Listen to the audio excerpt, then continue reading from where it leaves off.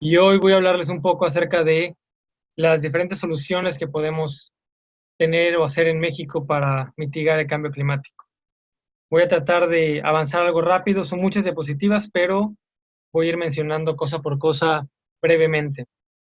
La agenda de hoy empieza con las causas de la crisis climática, que es esencialmente los gases de efecto invernadero, y vamos a ver cuáles son las fuentes principales de esas emisiones en México. Vamos a hablar de las medidas de mitigación, medidas que son un poquito más generales, van a ver conforme avancemos a qué me refiero y cuáles son las diferencias entre esos dos puntos, y vamos a finalizar con un pequeño cierre y algunas conclusiones. Entonces, empezando por las causas en México, no se preocupen mucho si no pueden leer el lado izquierdo de esta gráfica o de esta imagen. Ahorita me quiero enfocar en el lado derecho, en donde podemos ver que este inventario nacional del INEC, un poquito desactualizado, pero de lo mejor que tenemos a la fecha, nos plantea que 71% y 20% de las emisiones de CO2 equivalente provienen del dióxido de carbono y del metano. Después continuamos con esta flecha en la parte de abajo, que nos indica que hay un buen porcentaje, 148 megatoneladas de dióxido de carbono, que está siendo reabsorbido por el suelo, por ecosistemas como humedales, manglares, bosques, etcétera. Entonces, el porcentaje final que podemos ver de emisiones es 26% metano y 64%, más o menos 63%, dióxido de carbono. Ahora, sin entrar mucho a esta cuestión de CO2 equivalente que ya vimos en el webinar pasado, aquí está el porcentaje un poco más claro de dónde vienen las emisiones en México. Estamos hablando que el 25% viene del transporte, del cual casi su totalidad es del autotransporte. Después, abajo tenemos las industrias de la energía, que viene siendo prácticamente generación de energía eléctrica, pero también podemos ver, ahí hay un pequeño pedazo que es refinación de petróleo y manufactura de combustibles sólidos, pero al final de cuentas todo esto es energía y mayormente es por la generación de electricidad. Si bajamos un poco más, casi hasta abajo tenemos el ganado. Está ganado solo, no es agricultura completamente, y ese es el 10% de las emisiones. Entonces, esos son los tres sectores, las tres industrias en las que me voy a enfocar principalmente hoy, pero quisiera hacer algunas observaciones. Estas emisiones fugitivas, que representan 6.5% de las emisiones, está petróleo, gas natural, minas de carbón, o sea, eh, completamente relacionadas también a la generación de energía y la quema de combustibles fósiles. También un poco más arriba, en otros sectores, tenemos el sector agropecuario, que pues también tiene que ver con la producción de alimento. Y por último, aquí en residuos, también más adelante vamos a tocar un poquito acerca de residuos orgánicos y por qué tienen también un porcentaje significativo de las emisiones. Entonces, vamos a pasar a medidas de mitigación, que es esencialmente cómo reducir las emisiones. Esta gráfica es un poquito compleja, pero déjenme explicarles las dos líneas más importantes que quiero que vean y va a ser un poquito nuestro punto de referencia. Partimos que en 2018 más o menos tenemos entre 700 y 800 millones de toneladas métricas de CO2 emitido. Tenemos dos líneas principales, la de abajo, que es la línea azul, y la de arriba, que es la línea negra. La línea negra es lo que llamamos business as usual, que es esencialmente las emisiones que se proyectan si no hacemos absolutamente nada para mitigarlas.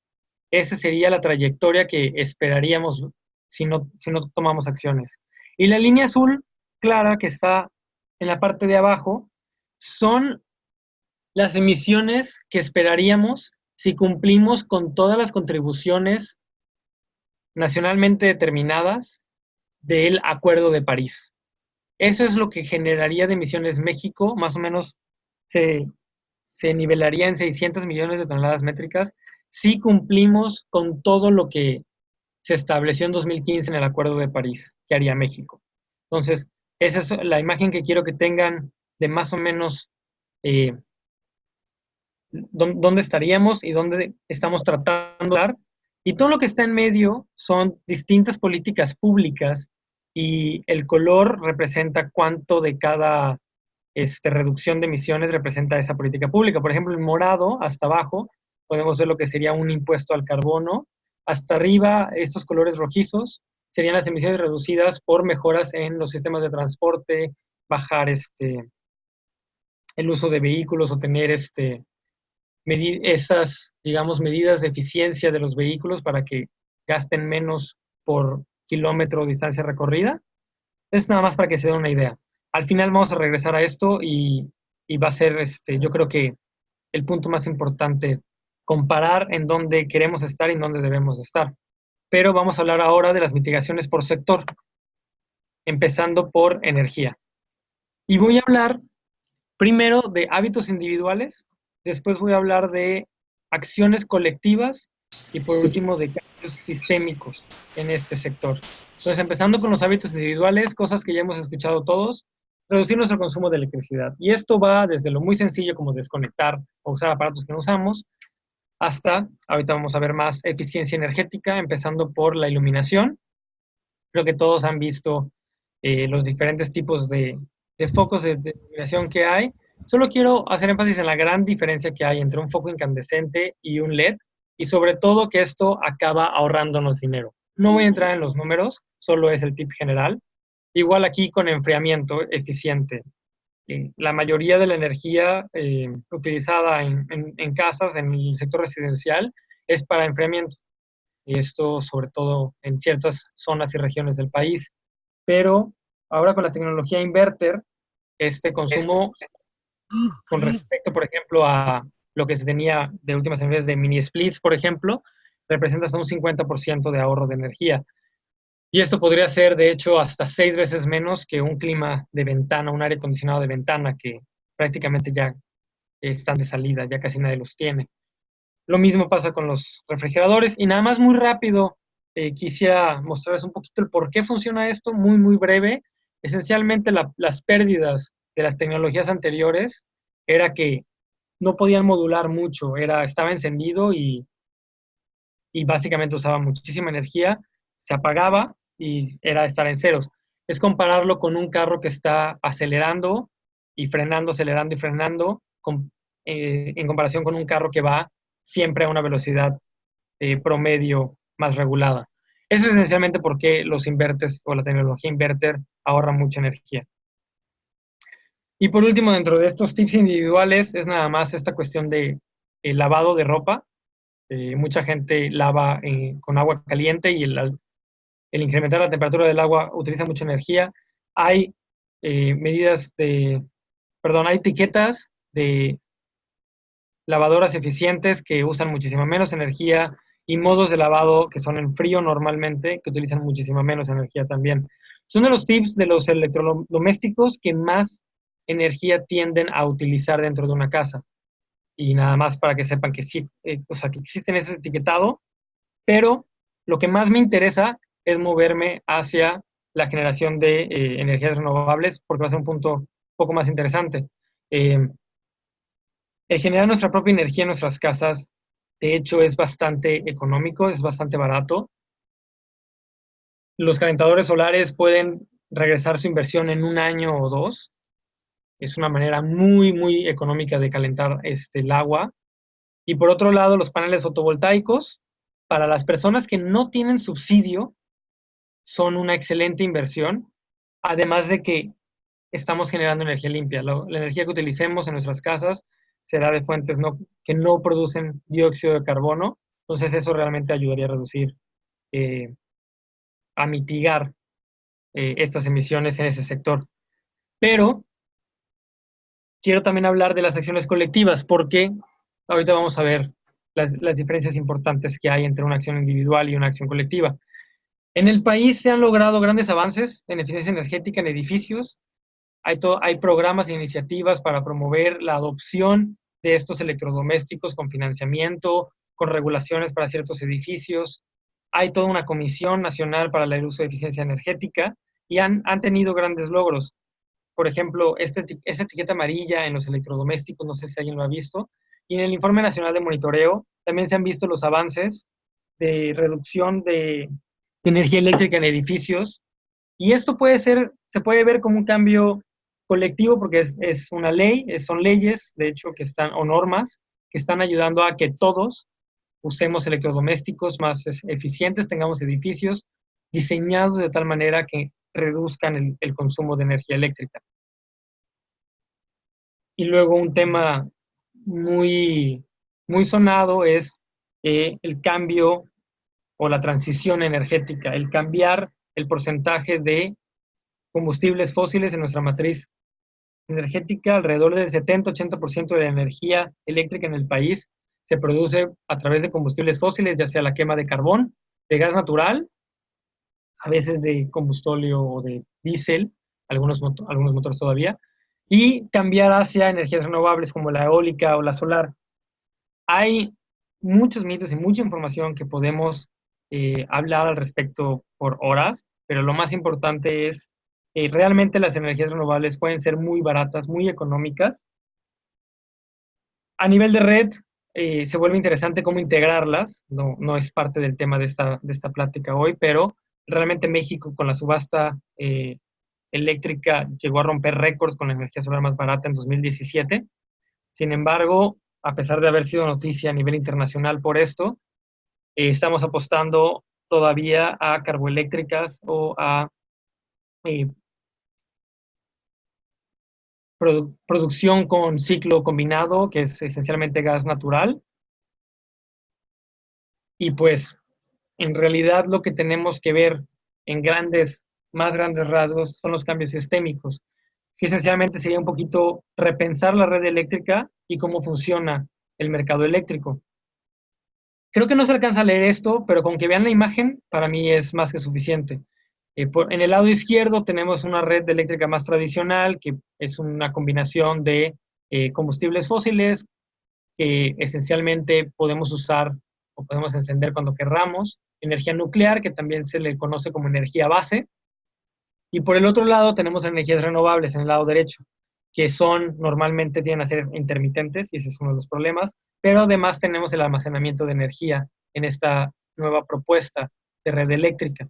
En la red anterior se tenía un sistema centralizado, mientras que con la energía solar distribuida, por ejemplo, se puede pensar en tener microredes en las cuales está descentralizado el sistema, o mucho más descentralizado. Es una manera de democratizar la energía, y esto se está viendo mucho, por ejemplo, en Puerto Rico, donde están empezando a reconstruir su red, están haciéndolo más con energía renovable.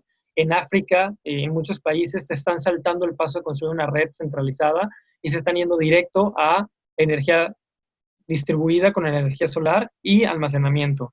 Entonces, esa es la nueva forma en la que vemos que se puede ver esa red.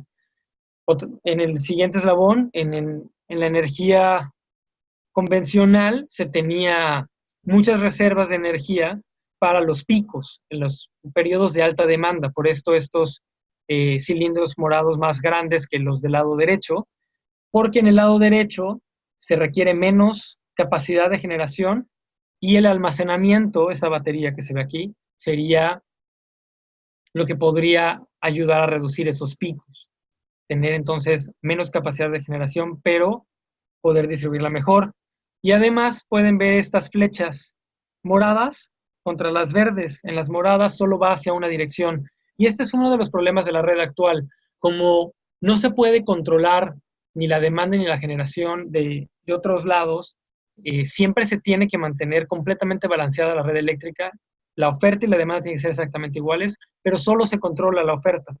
En cambio, del lado derecho, en un sistema más distribuido, en un sistema en donde se tiene almacenamiento, donde se tiene energía solar distribuida en las casas, se habla de una relación bidireccional en las cuales se puede controlar un poco la demanda, se llama en inglés demand control, y esto lo permite lo que sería una red eléctrica inteligente con nuevas tecnologías y apalancando con esto del Internet de las cosas, tener aparatos eléctricos que nos den retroalimentación o que puedan controlarse y modularse, no solo la iluminación, también la ventilación dentro de las casas. Esto ya se ve hoy en día, el poder controlar qué a qué temperatura se puede tener un aire acondicionado o el sistema de ventilación en una casa, ya se puede hacer de manera remota. Entonces, estamos hablando que vamos a tratar de reducir también y controlar la demanda para que no sea solamente nosotros vamos a tener este exceso de capacidad de generación para esas horas del día, que son las horas pico. Entonces, es reinventar prácticamente nuestra red eléctrica y cómo se valora los servicios de balance de red, ya sea de la frecuencia o de la energía. Insisto, todo un tema complejo al cual no quiero entrar por completo, pero ese es el sistema energético eléctrico que queremos ver.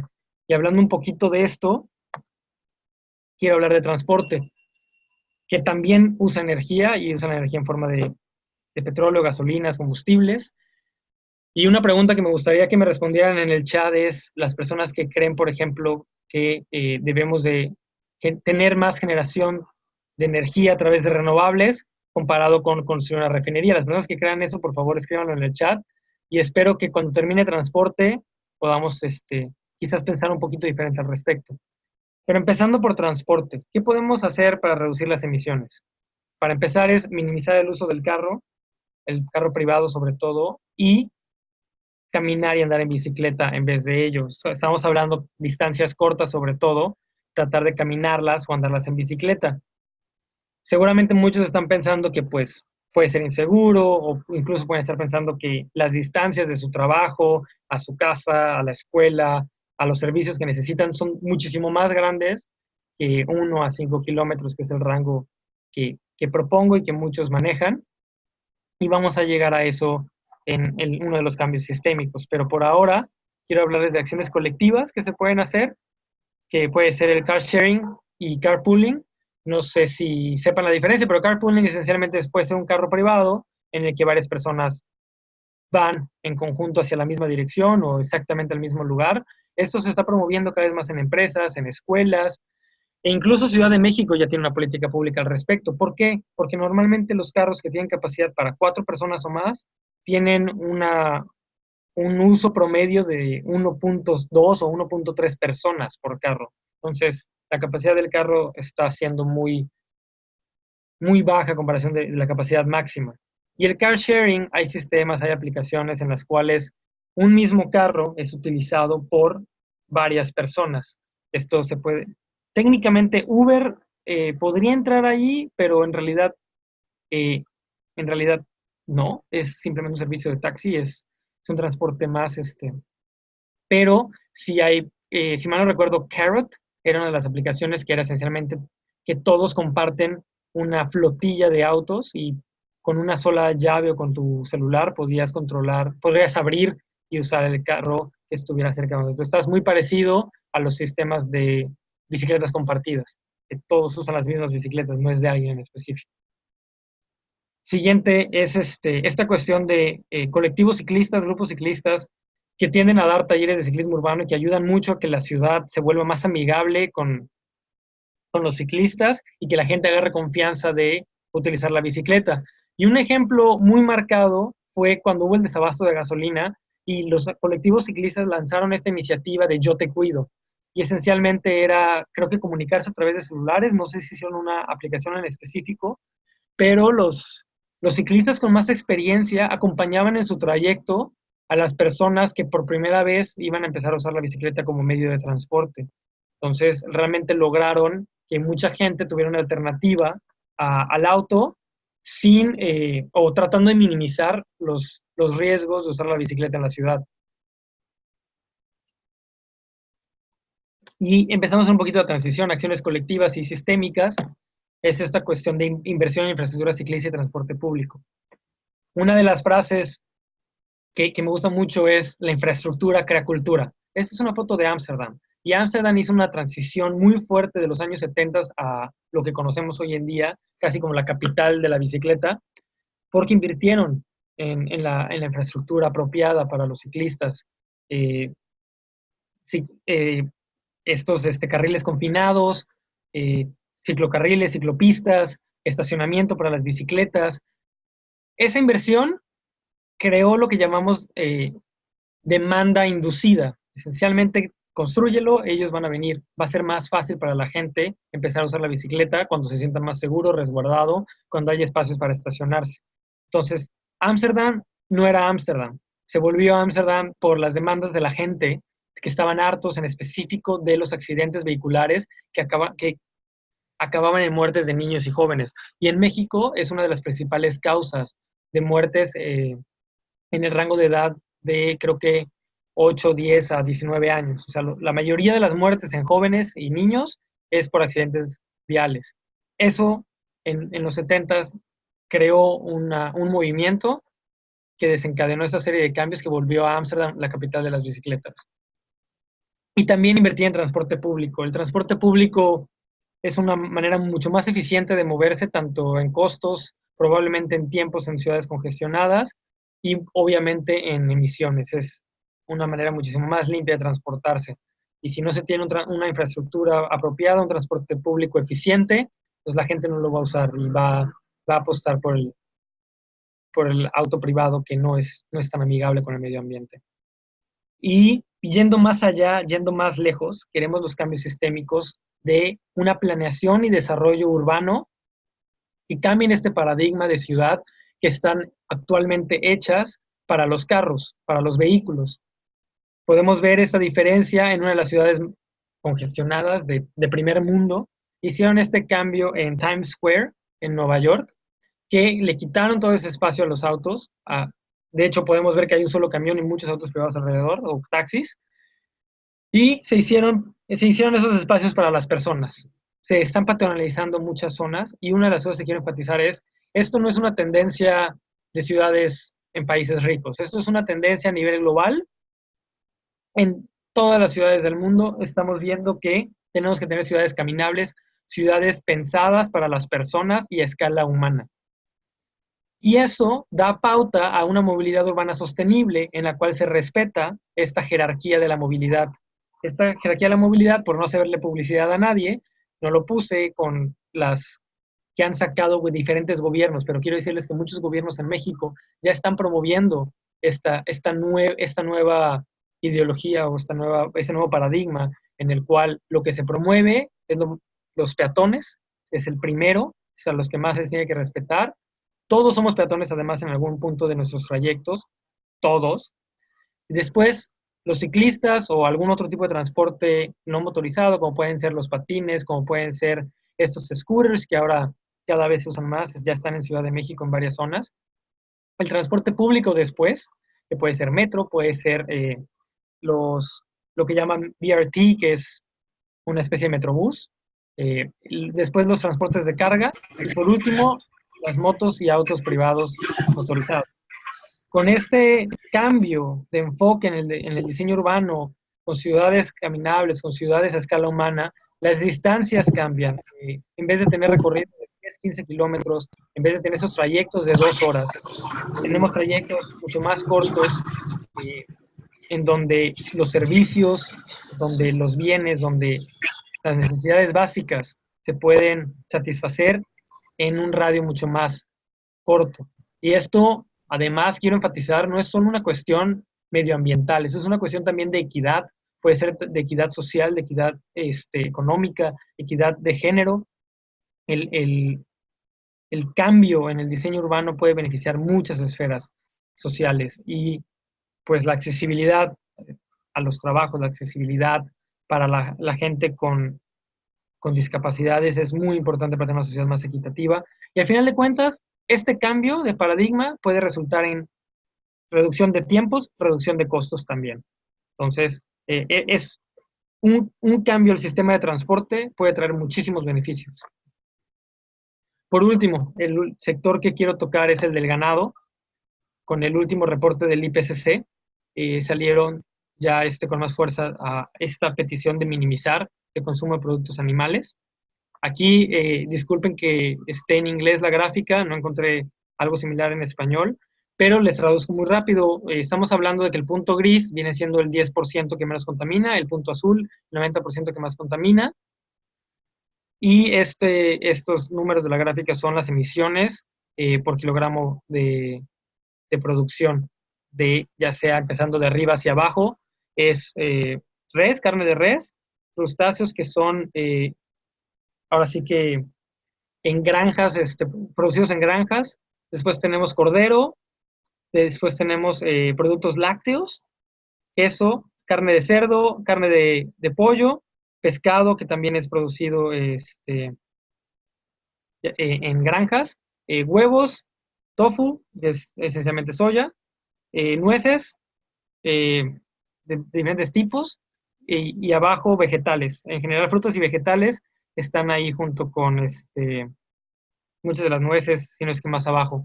El punto más importante aquí que tenemos que entender es incluso las maneras más sostenibles o menos contaminantes actuales de producir productos animales son hasta 10 veces, 20 veces más contaminantes que el producir nueces, leguminosas, granos, vegetales, frutas y vegetales. Entonces, aquí les estoy poniendo más o menos también cómo se ve, ya en español, las emisiones. Esto es por proteína de cada animal, bueno, cada producto de origen animal. Eh, Otra vez, mucho más alto las carnes de animales rumiantes, vacas, corderos, eh, y por otro lado ya un poquito más bajos los números para carne de cerdo, carne de pollo y huevos. Estos números comparados con las proteínas de origen vegetal son hasta 100 veces mayores. Y nada más entonces el planteamiento de dieta saludable basada en plantas que contienen frutas, vegetales, granos, nueces, semillas y leguminosas, tienen una huella de carbono muchísimo menor. Y bueno, eh, uno de los otros consejos para reducir un poquito el impacto es básicamente crecer tu propia comida en casa. Y no tengo una diapositiva específica para ello, pero quiero enfatizar la reducción del desperdicio de alimentos. Y aquí quiero también pararme un poco para poner los números y poner las cosas en contexto. En el planeta somos casi 8.000 millones de habitantes, de los cuales casi 1.000 millones están muriendo de hambre. Y desperdiciamos 33, más o menos 33% de toda la comida que se produce. Es una cachetada, por no decir, es una patada a las personas que literalmente se están muriendo de hambre todos los días, de que desperdiciemos un tercio de la comida producida. Si redujéramos a cero el desperdicio de alimentos, no solo reduciríamos muchísimo el impacto ambiental, también tendremos la capacidad actualmente, con lo que se produce, de alimentar a más de 10.000 millones de personas. Y ahorita van a ver por qué hago referencia también a ese número eh, más adelante en la presentación. De las acciones colectivas, en general, promover la reducción de consumo de productos animales. Y este es un ejemplo del estado en donde vivo, en el cual las escuelas se comprometieron a el 20%, o sea, un día a la semana, tener este lunes vegano, lunes sin carne, en el cual se está promoviendo este tipo de dietas que les decía, pero ya no es nada más una sola persona, ya es todas las escuelas del estado van a estar promoviendo este lunes vegano para reducir el consumo de productos animales. También los huertos urbanos comunitarios son una solución para reducir el impacto ambiental y esto además se está promoviendo mucho en otros países, por ejemplo Francia, que ya se puede en cualquier parte prácticamente usar áreas verdes para producir alimento. Esto además de reducir el impacto, como decía, es también regenerar y fortalecer un poco el tejido social. Tiene muchos beneficios también para la sociedad el tener este tipo de proyectos comunitarios, proyectos o colectivos, que es esencialmente estar sumando y trabajando todos juntos por un fin común. Y por último, quiero hablar nada más rápido de cambios sistémicos que se pueden hacer. Está la agricultura regenerativa, que es esencialmente repensar el modo de producción en vez de tener monocultivos, en vez de tratar de maximizar la producción de un tipo de alimento, es tratar de estar más en sintonía con la tierra, con el uso de suelo y esencialmente permitir que la tierra, que el suelo haga lo que normalmente hace. Y también es hacer composta, es también reutilizar lo, que, lo que ya hay de materia orgánica con el fin de maximizar esto que vimos anteriormente, que es la absorción de dióxido de carbono, minimizar el uso de fertilizantes que emiten el óxido nitroso que vimos tenía un porcentaje más o menos de 6-7% de las emisiones totales en México, es regresar en la salud a los suelos, que básicamente estamos destruyendo, por eso ciertas zonas se están desertificando, cada vez tenemos alimentos menos, con menos propiedades nutricionales por el daño que se está causando a los suelos, porque no es no son prácticas sostenibles las que tenemos actualmente. Entonces la agricultura regenerativa busca, en vez de estar tratando de maximizar todo el tiempo, es mantener un mejor balance y, de hecho, restaurar los daños que ya hemos causado a ciertas zonas. Entonces, quería hablar un poquito de eso. No soy experto, pero me encantaría, si hay suficiente interés, de traer a un experto que nos hable un poquito más acerca de este tema. Y moviéndome a medidas generales, dejando atrás los 3 sectores que son los principales emisores, quiero regresar al tema de eficiencia energética porque hay esto que se llama efecto rebote. Si empezamos, por ejemplo, a ver la energía o la fuente que usábamos de iluminación era con velas hace cientos de años, y cambiamos a los focos LEDs, que obviamente son muchísimo más eficientes. Sin embargo, el efecto rebote lo que nos dice es que a las ganancias de eficiencia puede haber también un uso más alto de estos mismos bienes. Y eso es lo que tenemos hoy en día. Ahora tenemos una contaminación por iluminación, porque como es tan eficiente tener luces, pues ahora tenemos luces para todo. Y eso se ve desde lo que vimos en Nueva York, que es esta exageración de publicidad, todo con iluminación, pantallas, luces por todos lados. Y esencialmente acabamos gastando, si no más energía necesariamente, sí acabamos gastando más de lo que se hubiera esperado por las ganancias de eficiencia. Y entonces quiero introducir este concepto de la jerarquía de manejo de residuos desde una perspectiva también de eficiencia energética o para cuestiones más generales, que es lo primero que debemos de hacer es evitar, es rechazar lo que no necesitamos, prevenir el uso de todo lo que no necesitamos. Entonces, esto va desde productos que compramos hasta el uso de electrodomésticos, hasta el transporte. En eficiencia energética se tiene el concepto de negawatt, que es los watts o la energía que no utilizamos, y esa es la que se llama que es la más barata. Lo más barato es lo que no utilizamos. Y después vamos por pasos hacia minimizar, hacia reducir, que eso vendría siendo donde entra mucho la eficiencia energética, pero tenemos que tener en cuenta que es no utilizar lo mejor que podemos hacer y tener un límite de cuánto vamos a estar utilizando, no simplemente usar más y más y más. También aquí dentro de esta jerarquía, al final de cuentas, podemos reutilizar un poquito del material, de los materiales que ya se usaron, eso puede ser el reciclaje o el coprocesamiento, y al final lo último que podemos hacer es simplemente tirarlo a la basura. En medio de esto está la recuperación de energía, que es la incineración, solo para que tengamos una idea de en dónde están esos pasos, qué tan importantes son y cuáles tienen mayor impacto.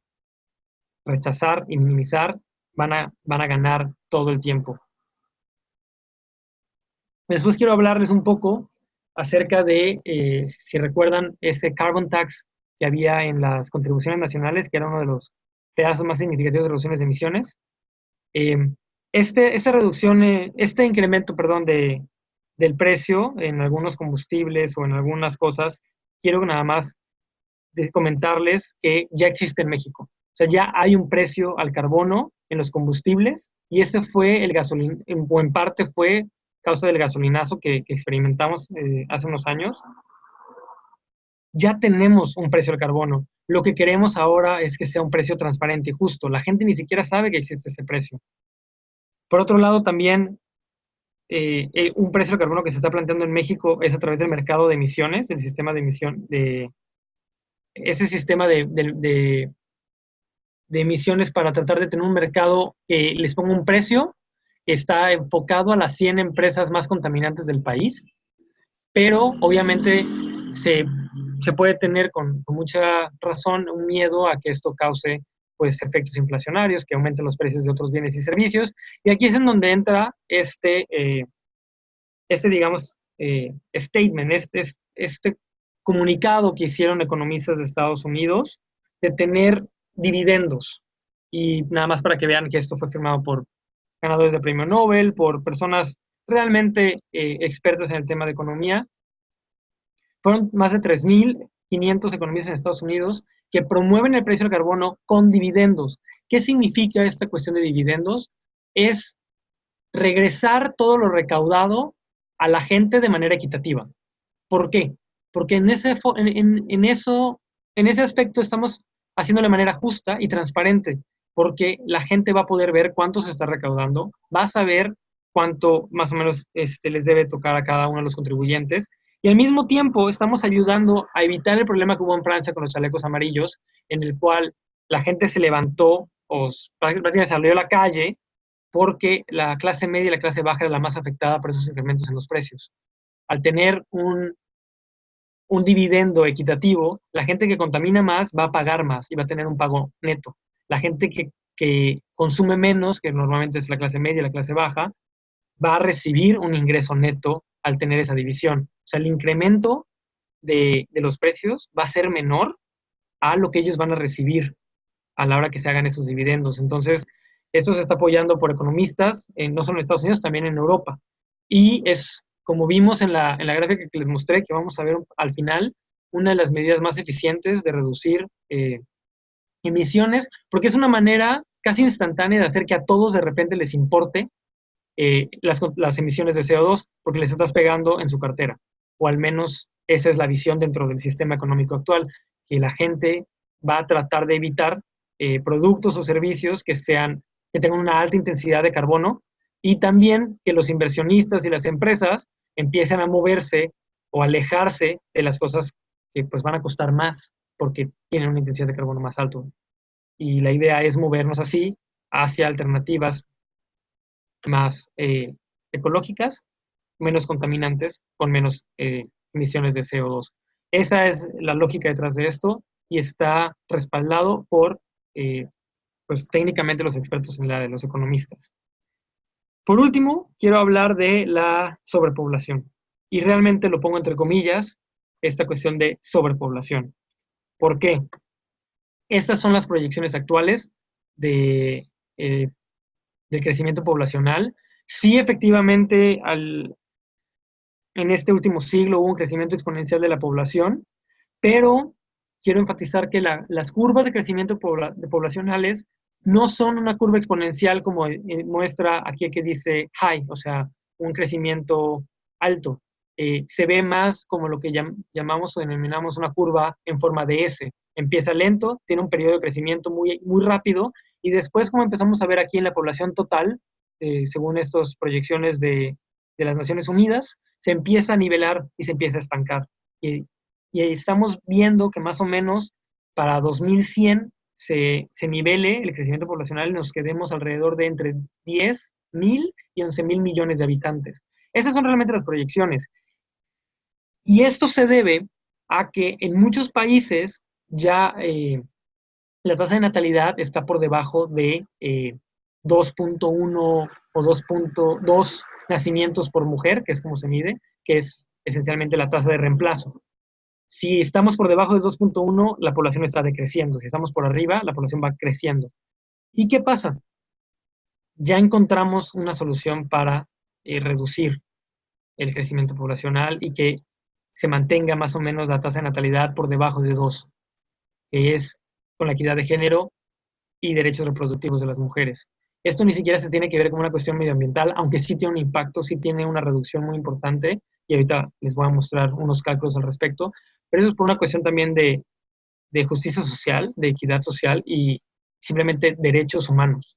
Que las mujeres tengan acceso a la educación, que las mujeres tengan acceso a planeación familiar y anticonceptivos, logra y ha logrado en muchos países alrededor del mundo que la tasa de natalidad baje de 8 o 6 hijos por mujer a menos de 2 en tan solo 10, 20 años. Y por eso este proyecto, que es el Drawdown Project, tiene dentro de sus soluciones como de las principales, la educación, el acceso a la educación de niñas y mujeres y planeación familiar. Son de las medidas que si las ponemos juntas como una sola, esta cuestión de equidad de género, ellos calculan que sería la mayor reducción de emisiones de dióxido de carbono que se puede hacer en el planeta. En México estamos muy lejos de tener la equidad de género y se tiene que promover no solo, insisto, por las cuestiones ambientales, sino por cuestiones sociales y de derechos humanos. Y bueno, regresamos un poquito a donde comenzamos. Les decía que hay muchísimas medidas que son parte del Acuerdo de París que México se comprometió a realizar y con todas esas medidas que van desde eficiencia energética hasta eficiencia en los traslados del autotransporte, el impuesto al carbono, mejor manejo de uso de suelos, básicamente México se va a quedar en los siguientes 30 años apenas por debajo de las 600 millones de toneladas. Viendo más específico esta gráfica, quiero mostrarles en dónde nos dice el reporte del IPCC que debemos de estar. El reporte del IPCC, esta gráfica está hasta 2100, pero para 2050, esencialmente ese punto rojo nos dice que tenemos que estar casi en cero, y para 2030 tenemos que haber reducido más o menos a la mitad de las emisiones globales, que son alrededor de 40,000 millones de toneladas de CO2 al año. También quiero que vean que entre más tarde se empiezan a hacer las reducciones, más brusca tiene que ser la reducción y de hecho hasta negativa en un futuro. Esto se ve mucho con esta parte gris, se ve como por 2060 hasta 2100 como tienen que ser emisiones negativas. Eso es lo que nos dice el reporte del IPCC que debemos de hacer para mantenernos debajo de 2 grados centígrados. Y ahora estos dos puntos los pongo de nuevo en la gráfica si cumplimos en México con las contribuciones del Acuerdo de París. Las estrellas es donde deberíamos de estar según el IPCC y la línea azul es el pronóstico donde vamos a estar si cumplimos todas las contribuciones, todas las políticas públicas, las implementamos a partir de ya y respetamos completamente el Acuerdo de París. Esas distancias es lo lejos que estamos de llegar a lo que nos dicen los científicos, que es el límite seguro.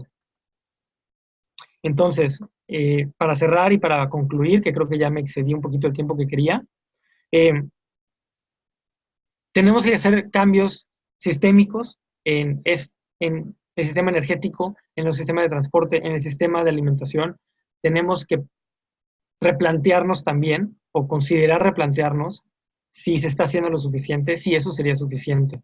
Si teniendo los incentivos que el INEC de hecho nos dice que en México es económicamente viable hacer la mayoría de las contribuciones nacionalmente determinadas en el Acuerdo de París, ¿por qué no las estamos haciendo? Tal vez no es nada más el sistema energético, el de transporte, el que tenemos que cambiar. A lo mejor tenemos que repensar nuestra toma de decisiones, el sistema político, a lo mejor tenemos que replantear incluso el sistema económico para llegar y poder cambiar esta distancia tan enorme que hay entre dónde debemos de estar y en dónde vamos a estar si seguimos como vamos. Incluso haciendo los esfuerzos del Acuerdo de París, seguimos muy lejos. Entonces, los dejo con esa idea de hay mucho por hacer y hay mucho que replantearnos a nivel sistémico, a nivel macro, no nada más en las acciones individuales. Espero que esto les haya dado una visión un poquito más amplia. Espero que hayan sacado cosas interesantes de los datos que compartí. Espero sus comentarios, quejas, sugerencias. Y pues, si alguien está interesado en saber más de cualquiera de los temas que se tocaron, que sé que fueron muy de pasada, aunque me tardé más de lo que quería, podemos tener sesiones más adelante específicas del sector energético, del sector de transporte o de la cuestión del sistema alimentario. Entonces, les agradezco mucho por su tiempo y su atención y les recuerdo que en Fridays for Future México seguimos buscando y sumando voluntarios para crear la presión, crear las acciones que nos lleven a donde nos dicen los científicos que debemos de estar. Muchísimas gracias.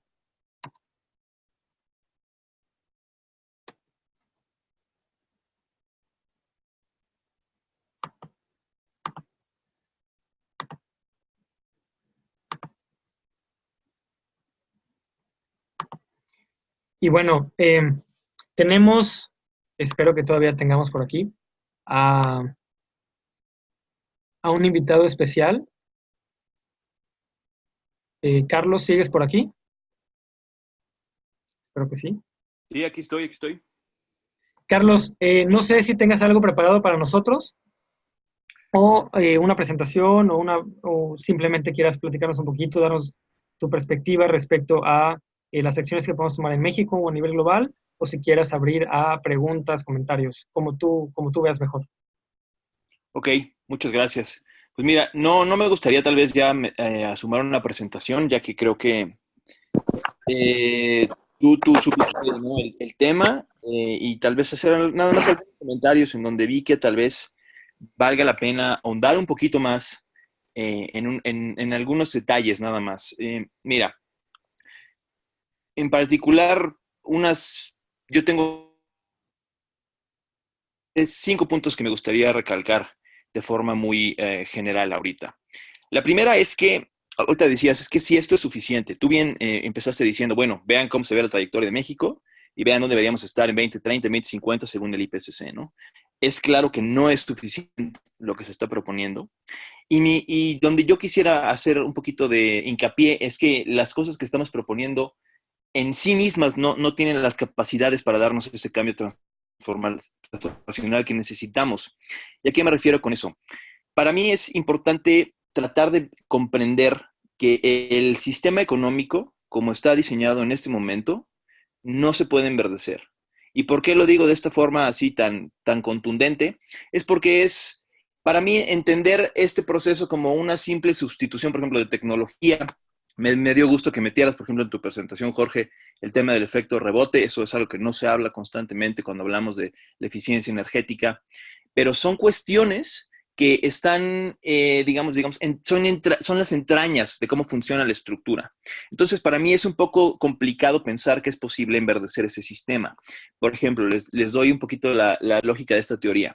La idea de, por ejemplo, el crecimiento verde, la economía verde, todas estas lógicas que ha puesto en la balanza el Programa Naciones Unidas para el Medio Ambiente, el Banco Interamericano de Desarrollo, el Banco Mundial, la OCDE, etcétera, hablan de que básicamente podremos desacoplar las emisiones de nuestro crecimiento económico, o por ejemplo el uso de los recursos de nuestro crecimiento económico. Pero esto comete el gran error de decir, bueno, simplemente hay que enverdecer la demanda, ¿sí? Perdón, hay que enverdecer la oferta sin cambiar las estructuras de demanda. El problema con esto es que vivimos en un mundo donde cada vez se demandan más cosas, cada mes se demanda más energía, se demandan más recursos y es simplemente imposible pensar que tendremos la capacidad de seguir satisfaciendo las necesidades de una población, que también lo mencionó Jorge, creciente, con un modelo que simplemente irá sustituyendo la forma en la que lo hacemos.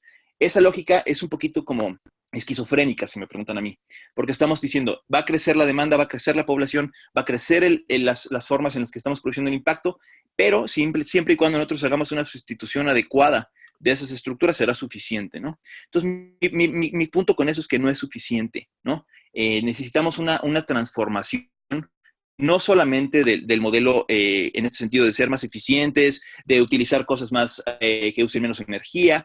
Necesitamos un modelo que nos ayude a decrecer en la estructura de la demanda. Y ahora, eso es un poco controversial cuando se menciona porque pues no todo el mundo consume lo mismo. ¿Me explico? Entonces, hay lugares que tienen que decrecer, hay lugares que tienen que tener esta posibilidad de seguir creciendo, de seguir utilizando, de incrementar ese consumo.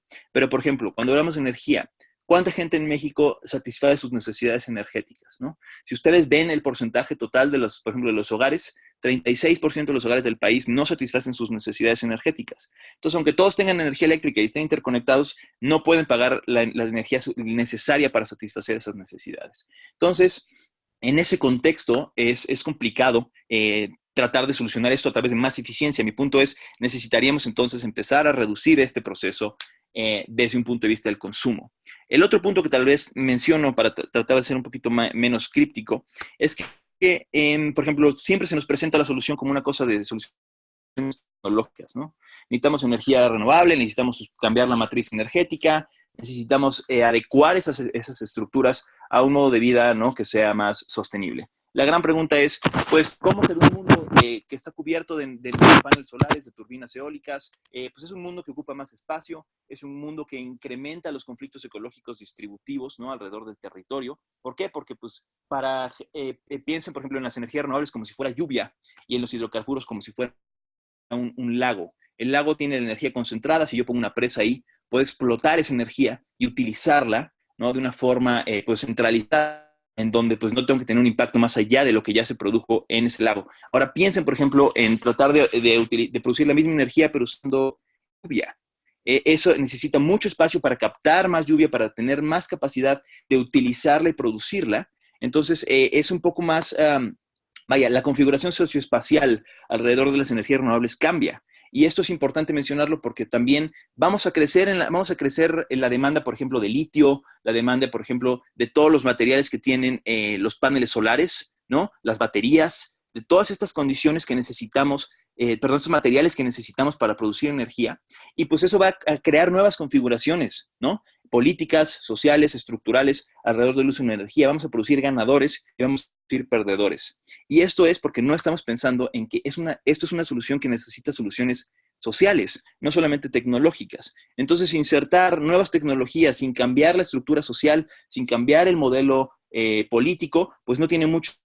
Necesitamos entonces empezar a pensar en cómo la parte tecnológica, la parte energética, es una cuestión social. Por ejemplo, Jorge mencionaba algo ahí, por ejemplo, en su presentación de la infraestructura. Pues si yo creo infraestructura en algún lugar, esa infraestructura va a tener una característica social de ese lugar. Si yo creo una refinería, si yo creo nuevas carreteras, si yo construyo todo para que los automóviles sigan proliferando, pues lo que voy a propiciar es que más gente utilice más automóviles. Si yo en vez invierto en otro tipo de infraestructura, Ámsterdam es un ejemplo muy, muy bonito. ¿Por qué? Porque es una demanda política al final lo que transforma la ciudad.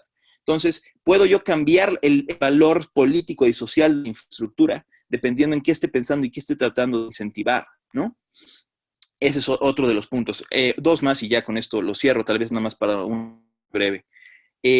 Yo tengo un problema, por ejemplo, al presentar todo como una falla del mercado. Por ejemplo, los economistas neoclásicos, que todavía pues, son los que nos dan clases en la escuela, los que nos dicen leer macroeconomía y microeconomía, asumen que todo es sustituible.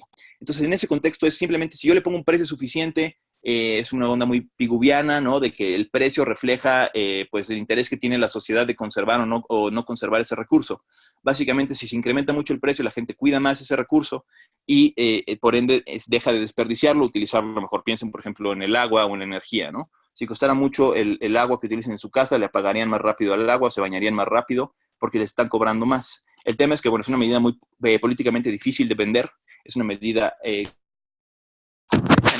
no todos consumimos igual y pues estamos un poco entremezclados con ese uso alrededor de los recursos, entonces es políticamente complicado vender eso. Pero, aún así, el asumir que si a todo se le puede poner un precio, a mí me hace mucho ruido.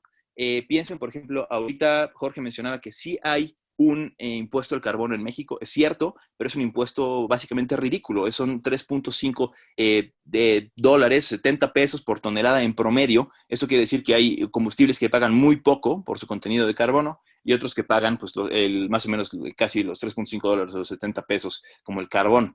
Pero, por ejemplo, ese impuesto exenta el gas natural, es un impuesto que va a mandar un mensaje muy equivocado al mercado de que necesitamos más gas, de que tenemos que priorizar ese gas y pues no es suficiente para transformar un modelo hacia un cambio tecnológico. Y al mismo tiempo, ¿sí? Esa idea de que el precio será suficiente para disuadirnos es muy controversial, porque si ustedes ven el promedio global, ¿cuál es el precio promedio del carbono a nivel global? Son como 20 dólares, más o menos, 20, 30 dólares. Y si ustedes ven cuál es el costo social alrededor de una tonelada emitida de carbono en países, por ejemplo, del norte, pues el costo se eleva hasta casi 400 dólares. Entonces, sería un poco complicado poder internalizar toda esa famosa externalidad, ¿sí? Como está en la situación actual, en donde, como Jorge también lo mencionó, tenemos 11 años para transformar el sistema económico, para reducir más o menos a la mitad las emisiones globales, pues ese contexto es muy complicado, ¿no? No tenemos la capacidad de ponerle ese precio a las emisiones de CO2. Y con los mercados, por ejemplo, eso es en el impuesto directo. Con los mercados, pues todavía es más complicado, porque ahí es progresivo, ¿no? Por ejemplo, México también tiene ahí un sistema de comercio de emisiones que va a empezar a operar hasta el 22, o sea, el 2022, 23, ya me parece, porque ya se tardaron un año más. Es muy controversial porque no, pues, el umbral para incluir empresas es muy escueto, no va a ser suficiente para atender este problema y acelerar, digamos, las condiciones que necesitamos. Además de que, bueno, le da una gran posibilidad a las compañías para que continúen emitiendo, al menos por esos 4 años que son ahorita valiosísimos, porque no tiene un costo en esos siguientes 4 años, y pues nos retrasa estas estructuras. Y bueno, perdón que me esté teniendo un poquito. Ya nada más la última y luego les ofrezco algunas propuestas como podemos. Al final, creo que también la sobrepoblación es un tema que es muy recurrente. Por ejemplo, aquí yo creo que es importante que empecemos a entremezclar un poquito la discusión de cómo se estructura el modelo económico a nivel global y cómo eso implica un problema de supuesta sobrepoblación. Piensen ustedes por qué hay una tasa de crecimiento poblacional tan acelerada en países en desarrollo, que antes eran de países pobres, ¿no?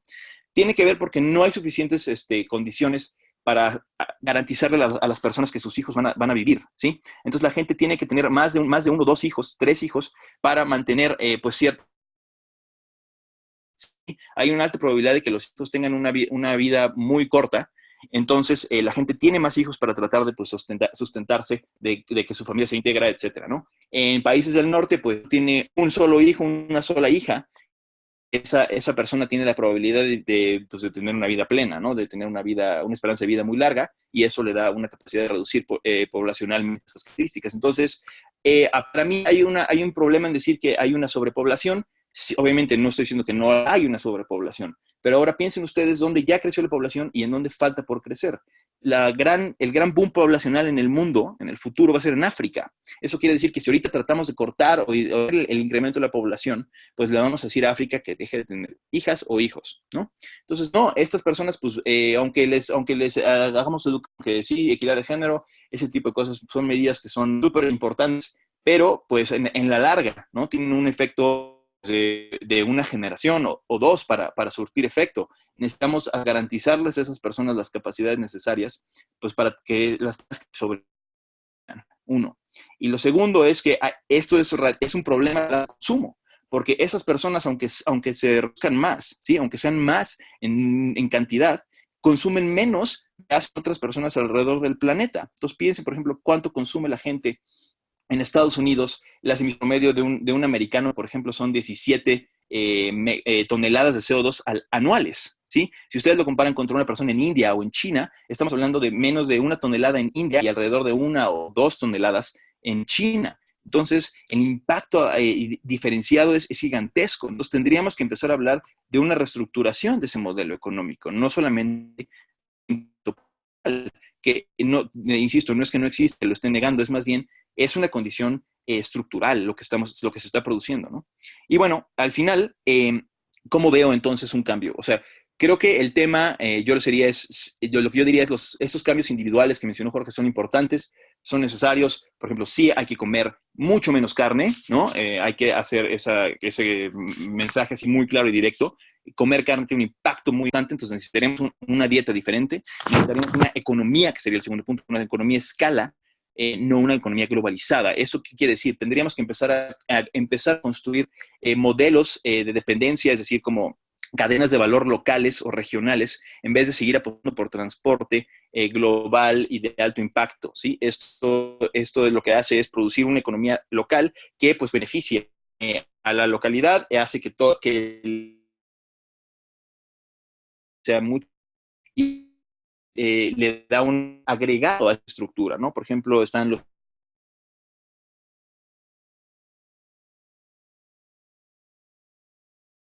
entender que lo local es muy importante y lo global es, pues, bastante problemático, ¿no? Ahora lo damos por hecho. El otro punto tal vez es necesario empezar a hablar de límites, ¿sí? Los límites son importantes, los hemos estado discutiendo pues desde Malthus, ¿no? Desde 1800 y tantos. En los 70 se volvió un momento muy importante por los límites del crecimiento. Se comprobó que podemos seguir creciendo porque hemos innovado tecnológicamente para, pues, superar esas fronteras de la mercancía. Es decir, cada vez que se nos está acabando un recurso, algo que nos permite explotar más o ser más eficientes, pero eso es social y ambiental muy grande. ¿Sí? ¿Por qué? Porque más se extienden esas fronteras, más impactos sociales del crecimiento, lo que tenemos ahora son limitarios, es decir, se nos está acabando el planeta literalmente. Entonces, si seguimos asumiendo que con más tecnología seremos más eficientes o podemos utilizar más recursos, etcétera, que es lo que está pasando exactamente ahorita, haremos que se incrementen esos impactos sociales y ambientales en fronteras pues cada vez más limitadas, más escuetas, ¿no? Piensa, por ejemplo, en el número de especies que tenemos ahora, 1 millón de especies en peligro de extinción, 25% están reconocidas como problematizadas, se estima la Tierra en el océano más grande y más fuerte. Entonces, medir qué es una economía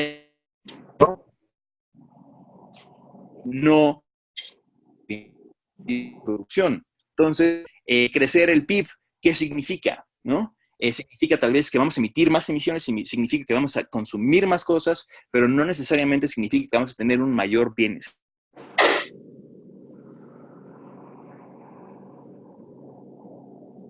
A medir de forma diferente la situación no es suficiente. Entonces,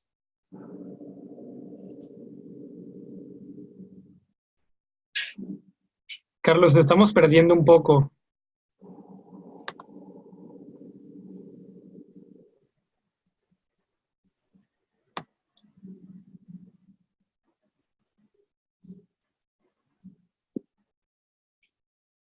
Carlos, ¿sigues ahí? Ok, creo que lo perdimos por completo.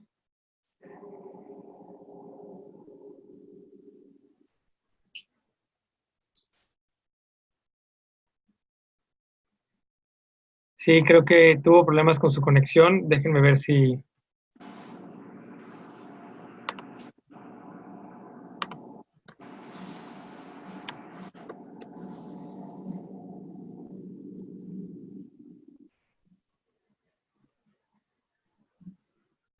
Pues estoy viendo todavía que hay varios comentarios, varias cosas interesantes. A mí me gustaría, ahorita yo creo por lo menos en lo que regresa Carlos, que también me gustaría platicarlo con él más a fondo, pero esta cuestión que él menciona, retomando un poquito lo del modelo económico, y ahorita también viendo uno de los últimos comentarios, es muy puntualmente, este modelo económico asume que podemos seguir creciendo de manera infinita en un planeta finito, y pues no, simplemente va en contra de las leyes naturales. No podemos seguir creciendo indefinidamente, no puede haber un continuo desarrollo, crecimiento económico y de uso y explotación de recursos en un planeta que simplemente tarde o temprano se va a acabar y de hecho a eso estamos llegando.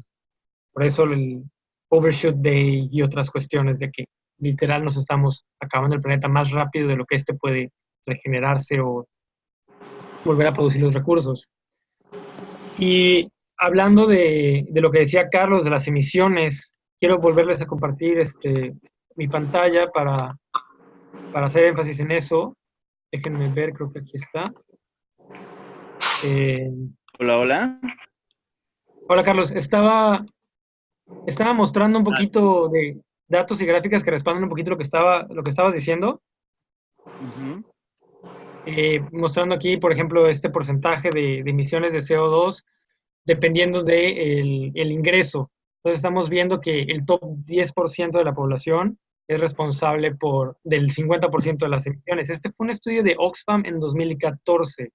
Algo me dice que las cosas no han mejorado y que probablemente se han hecho todavía más cargadas hacia ese lado. El 50% del planeta más pobre es responsable solamente del 10% de las emisiones. Entonces, ese tipo de desigualdad sí es muy importante tomarlo en cuenta. Y otra cosa que también quería mostrar eran los datos ya por zona que validan, respaldan lo que está diciendo Carlos, ¿no? Que en África es en donde se espera que haya más este crecimiento poblacional. Insisto, estas medidas y cambios que, tiene razón, sí toman su tiempo, pero sí se han visto procesos muy acelerados en ciertos países de que en 10, 20 años la tasa de natalidad baja drásticamente de 6, 8 a 1 o 2 hijos por familia en un periodo de tiempo muy, muy corto, 10, 20 años. Y una de las cosas que quería comentar, Carlos, era esta cuestión de la parte de crecimiento. Les decía, bueno, que una falla muy clara del sistema es que no podemos tener crecimiento infinito en un planeta finito, ¿no? Y con esta gráfica que les mostré también es hacer hincapié que el problema es de distribución de recursos, no es de sobrepoblación. Y lo que se encarga de distribuir los recursos, técnicamente o en teoría, pues es el sistema económico. Entonces la conclusión es que nos está fallando hasta cierto punto. Y la parte de crecimiento que a mí se me hace más interesante es cuando algunos mencionan que lo que se debe de hacer no es tanto de crecer en el aspecto de que hay que reducir el PIB, o sea, simplemente es la medida equivocada y que tenemos que usar otras variables. O sea, tratamos de maximizar dinero o valor, entre comillas, pero dinero en la menor cantidad de tiempo posible. Y creo que lo que debemos de tratar de hacer es repensar, reconsiderar y maximizar directamente bienestar, que es supuestamente con lo que se relaciona, y esa es la excusa del crecimiento económico, que se relaciona con bienestar. Pero creo que debemos de maximizar directamente bienestar y debemos de maximizarlo no contra tiempo, sino contra recursos, que tenemos algo finito y es mucho más cuantificable. Y una pregunta que yo te quería hacer era, he hablado con personas como el profesor Carlos Velasquez del ITAM, he leído algunos reportes de investigadores de la UNAM y sí he visto variaciones medio drásticas respecto al costo social del carbono, pero tú ahorita manejaste $400 por tonelada. Creo que eso se sale todavía del rango que he escuchado. Y para poner los números, un reporte de la UNAM que leí hace más o menos un año decía que $28 por tonelada, el cual se me hace muy bajo. Hablando con el profesor del ITAM, estábamos más o menos, pensamos, él decía creo que $80 más o menos por tonelada. Yo tengo un rango como de 70 a $100 por tonelada al costo social del carbono. Y 400, creo que cuando lo escuché, era una manera de calcular el impuesto al carbono si se tomaran en cuenta los impuestos que se tienen, por ejemplo, en Suecia, a los combustibles fósiles por el transporte. Pero del costo social de carbono me encantaría ver algunas fuentes que pongan números tan altos. Y un detallito, que lo apunté por aquí, ya quedan 10 años. Ya estamos casi, o sea, ya estamos en 3/4 de 2019. Entonces, en realidad ya nos quedan 10 años y 3 meses. O 10 años y 2 meses, más o menos, 3 meses y cachito. Entonces, es un poquito menos. Y otra cosa más que ya no les comenté durante la presentación y me encantaría aclarar. Mucha gente tiene esta confusión de que la alternativa a la refinería son energías renovables. Y olvidé mencionarlo de cierta forma, pero la razón por la que eso no es cierto es porque la refinería ataca un problema de movilidad. O sea, la refinería produce combustibles que son para el transporte. Que prácticamente todos los productos refinados son para transporte, ya sea autos, camiones, barcos o aviones, pero es para transporte.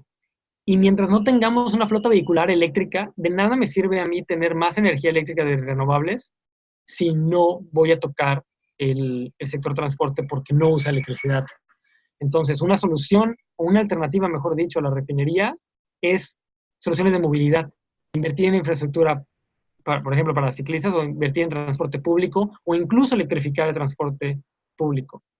Pero no necesariamente o directamente con renovables todavía, hasta que no se electrifique la flota vehicular. Esa era una de las cosas que se me olvidó mencionar. Carlos, no sé si quieres continuar en donde estabas o quieres responder alguno de los puntos que te dije, las preguntas, o si abrimos el piso para preguntas y respuestas con los demás. Sí, muchas gracias, Jorge. Sí, pues mira, si quieres, déjame más responderte rápido a algunas aclaraciones. Creo que ya justo cuando se me cortó la señal ya estaba terminando. Una disculpa por eso. Pero mira, nada más dos acotaciones muy rápidas. Uno, cuando hablamos de decrecer, no me refiero a que tenemos que reducir el PIB. Tú bien lo mencionas, el PIB es una medida inadecuada, es una medida que no refleja bienestar, es una medida que refleja nada más la producción en un país, básicamente, ¿no? Y el consumo de esa producción, pero no necesariamente implica, por ejemplo, si ustedes queman combustibles fósiles y luego se derrama el petróleo, o sea, lo explotan, se derrama el petróleo y lo limpian, eso se mide doble vez en el PIB, ¿me explico? Entonces el PIB puede crecer por un derrame petrolero, o el PIB puede crecer porque haya divorcios, porque estamos pagando un servicio. Y hay mil cosas que no reconoce el PIB, por ejemplo, la economía del cuidado, la economía, por ejemplo, es un tema de género brutal. El pago en México, el pago no remunerado es mayoritariamente para mujeres, quienes no están consideradas en la estructura económica, y pues entonces el perpetuar una estructura como el PIB lo que hace es pues perpetuar esa inequidad que existe alrededor del modelo de la economía. Hablando del costo del carbono, o sea, del costo social del carbono, el dato que yo tengo es de un estudio que publicó Nature el año pasado. Los costos que se estiman son promedios, eso quiere decir que estamos hablando de todo el planeta. Hay lugares que se estiman un costo más o menos aproximado de 140, 150 dólares por tonelada y otros en donde el costo asociado es hasta de 800. Entonces ahí saca un promedio y más o menos el costo que sería ahorita promedio a nivel global es de 416 dólares por tonelada de CO2. Pero mi punto con todo eso es, por ejemplo, ahí hay dos cuestiones. Una es cómo calculas ese costo, ¿sí? El costo social. Eso es el impacto que tiene, ¿sí? Seguir emitiendo.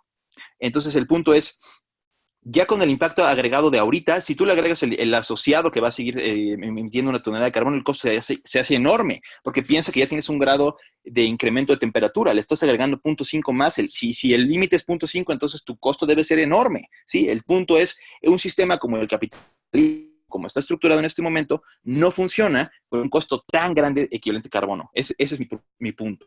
Y entonces, en ese sentido, los invito, ¿sí? Por ejemplo, y ahí nomás aclaro algo también, antes de llegar al último punto. Por ejemplo, William Nordhaus, ¿no? Que le dieron el Premio Nobel de Economía hace poquito por su análisis de costo de carbono. Bueno, es importante pensar, hay un tema muy grande ahí con qué tasa de descuento utiliza él para medir el costo asociado del carbono. Entonces, él pone una tasa de descuento relativamente grande, ¿sí? Lo que quiere decir que le está pasando un cacho de lo que tienes que hacer a las generaciones futuras. Entonces, no quiero ahí confundirlos mucho, pero básicamente la tasa de descuento es lo que yo pongo ahora, cómo lo voy a ir pagando en el futuro. Ese descuento de impacto ambiental, cómo seguir pagando en el futuro. Él le pone un costo bastante grande a las generaciones futuras, que quiere decir que el precio que él propone, que es como de 50 dólares, pues es muy bajo. Las siguientes generaciones van a tener que pagar un costo muy, muy grande asociado a ese costo.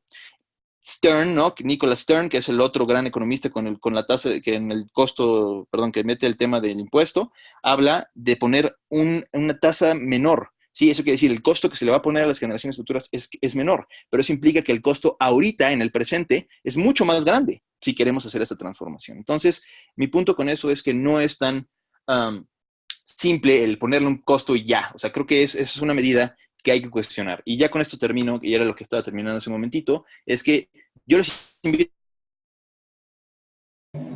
el sistema económico produce una ecología específica, ¿sí? Al final, el modelo del capital reproduce sus estructuras en la forma en que nos comportamos, en la forma en la que actuamos, en la forma en la que, por ejemplo, en la forma en la que entendemos a los animales, a los recursos, entre comillas, la palabra recursos,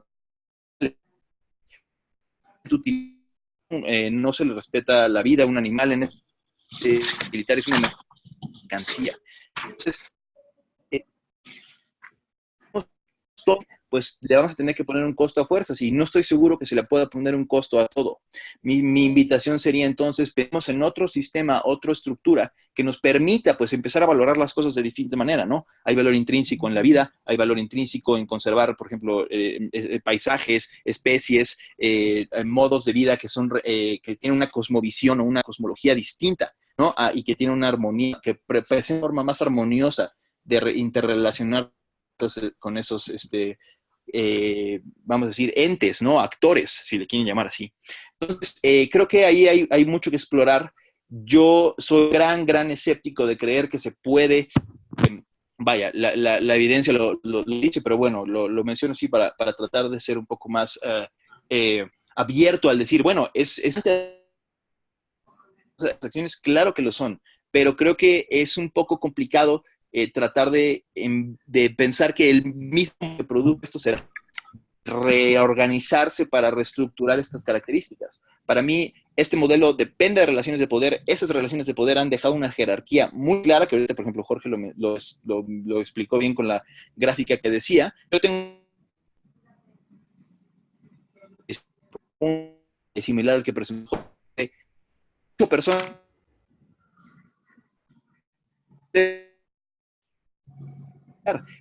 de las emisiones, 7% de la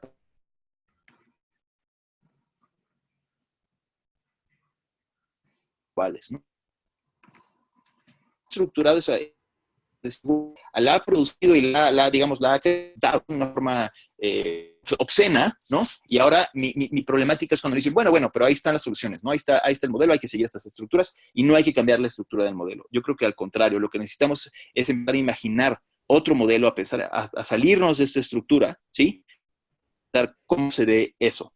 Hasta ahí lo dejo, tal vez los invito a reflexionar un poquito. Adelante. Desafortunadamente, casi a partir de que dijiste voy a empezar a cerrar, volví a empezar un poquito de intermitencia con lo que decías. No sé qué tanto alcanzaron a entender todos, pero creo que la moraleja de la historia aquí es muchas de estas medidas, tanto las que se proponen como las que se están tomando actualmente, son completamente insuficientes y tenemos que pensar más allá, tenemos que reconsiderar y repensar mucho, reflexionar. Quisiera dejarlos tal vez con esta gráfica de dónde estamos y a dónde se propone llegar y dónde debemos de estar según el reporte del IPCC. Yo creo que eso es de lo más importante. Y pues bueno, Carlos, de verdad muchísimas gracias por haber estado acompañándonos. Se agradece muchísimo la presencia de alguien con tanto conocimiento respecto a esos temas y que te tomes el tiempo de platicar con nosotros. Así que no sé si alguien tenga alguna pregunta para Carlos o para mí respecto a la presentación o lo que se habló, pero al menos yo puedo quedarme aquí un rato más dialogando, platicando, porque considero que eso es de lo más importante, tener esos espacios con gente interesada y que quieras saber más de los temas. Que por cierto, todos esos temas que tocamos hoy, lo que estaba platicando Carlos, son dignos de sesiones completas, de horas, de incluso cursos enteros de nivel universitario respecto a simplemente nada más hablando de la tasa de descuento que se tiene que utilizar, es una clase entera. Así que si a alguien le interesa saber más de movilidad urbana sostenible, respecto a el impacto ambiental de las dietas, respecto a esta nueva propuesta de decrecimiento, sí, de degrowth, de límites planetarios. Sé que Carlos ha hablado al respecto en otros espacios. Eh, Solo díganoslo, escríbanos por aquí por el chat o por Facebook, en nuestras redes sociales, para tomar en cuenta de qué temas quieren saber y escuchar más. Eh, entonces, sí, si hay preguntas en el chat, yo creo que sí. Es medio difícil regresar a todas las preguntas del chat. La pregunta de Jordi, ¿los programas de carbono neutral sí impactan? Pues yo te puedo contestar rápido, que en general lo que ha habido alrededor del mundo no ha representado el cambio que se podría esperar. También no se han hecho de la manera en la que se recomienda que se hagan. Como dijo Carlos, el precio al carbono en México es risible, $3.5, cuando algunos dicen que tiene que ser 30 o por lo menos 10 veces más, o 90, 30 veces más, pues no ha tenido ese impacto. Uno de los ejemplos es en British Columbia, en Canadá, y ahí sí tuvo cierto impacto, sí movió un poquito las cosas, pero fue limitado, y de todas maneras no se hizo como se está recomendando. O sea, yo no conozco ningún programa de carbono, lo del precio de carbono, si esa fue la pregunta y entendí bien, que se haya implementado tal cual como dice el libro de texto. Eh, Carlos, no sé si quieres agregar algo respecto a los programas de carbono neutral, si es que entendí bien la pregunta o no. Sí, mira, no. Al final, creo que son iniciativas, también lo mencioné, creo que en la plática. Es interesante ver cómo se nos venden las soluciones, ¿no? Hay propuestas para decir, bueno, somos empresas carbono neutral, hacemos estas acciones. Ahí el punto es, sí hay que demandarle a las empresas que cambien su forma digamos, de producir. Pero lo complicado es que nos pasen a nosotros la cuenta como si nuestro consumo sea la solución, ¿no? creo que ahí el tema es que necesitamos entonces un cambio que venga de una estructura política, de una organización colectiva, que demande esa estructura, que cambie, que obligue a ese cambio y que pues mueva esas características. Hasta donde yo sé, por ejemplo, sí hay algunas empresas que presumen ser carbono neutral. Lo que hacen, por ejemplo, es sembrar árboles o reciclar o hacer alguna de estas cuestiones que pues, son importantes, pero pues no necesariamente cambian el modelo de consumo actual. Entonces creo que lo que tenemos que empezar a hablar como sociedad es decir, cómo hacemos un consumo más equitativo, más justo, más, digamos, reducido en algunos lugares y pues uno que sea accesible y justo para todas y todos. No solamente tenemos que enverdecer la demanda, ¿sí? Sí es importante tener energía renovable, es importante tener emisiones que se reduzcan desde la oferta, pero la demanda tiene que reducir. Ese es un tema que yo dejaría ahí. Y pues eso, creo que, por ejemplo, ahorita alguien pregunta si hay un plan de desarrollo sostenible a nivel latinoamericano. Pues no hasta donde yo sepa. Sé que hay por ahí por algunos, por ejemplo, como Uruguay, que tienen un impacto menos reducido, Costa Rica, que tiene mucha hidroeléctrica, lugares así que pueden reducir o han reducido poco el tema, pero en realidad no, no hay ningún país, por ejemplo, que esté hablando de, al menos en el norte, de reducir el impacto asociado de sus emisiones, por ejemplo, en el consumo. Ahorita, por ejemplo, les doy el ejemplo de Alemania. Alemania produce gran parte de su energía a través de renovables, aunque todavía tiene un problema con el carbón, pero la huella, por ejemplo, de un alemán o de una alemana se reporta como que se ha reducido. El tema es, si ustedes ven las emisiones de China, pues cuántas de las emisiones de lo que produce China se exporta alrededor del mundo, ¿no? Eso es más o menos el 20% de todo lo de China, ¿no? Entonces, creo que es importante hablar de una deuda ecológica, es importante hablar de una huella que impacta o que no se mide de la forma correcta, ¿no? Los países del norte siguen siendo profundamente insostenibles. Y ahora pasar la cuenta del otro lado, pues tampoco es tan justo. Tenemos que empezar a hablar de una estructura más equitativa e igualitaria, ¿no? Entonces, es eso. Yo no creo que tengamos ahorita un ejemplo, un modelo a seguir. Mi invitación también, vi que alguien también puso algo similar a cómo, o sea, cuál es lo real, ¿no? ¿Qué realmente podemos cambiar? ¿Qué cambios podemos hacer? Yo creo que lo interesante en este momento es que no estamos acostumbrados a pensar que podemos cambiar la estructura, ¿no? Siempre tenemos que pensar que es tan complicado mover el modelo económico que lo que nos surge o nos nace es decir, no, pues mejor tratemos de hacer algo diferente, pero todas las cosas tienen que seguir. Hay un dicho una frase de Frederick Jameson, ¿no? Un teórico marxista que dice, es más fácil imaginar el fin del mundo que el fin del capitalismo, ¿no? Y eso es cierto, vean todo lo que produce Hollywood, ¿no? Al año, en series, etcétera, en Netflix que hablan del fin del mundo, pero no tenemos esta capacidad de imaginarnos algo distinto al modelo económico. Entonces mi invitación sería pensemos, veamos esas otras alternativas. Creo que sí existen, creo que hay formas de tratar de comprenderlas. Mi sugerencia es que vean en donde ya hubo crisis, en donde ya se manifestaron problemas con el modelo, cómo la gente que es afectada por esas crisis cambia, ¿no?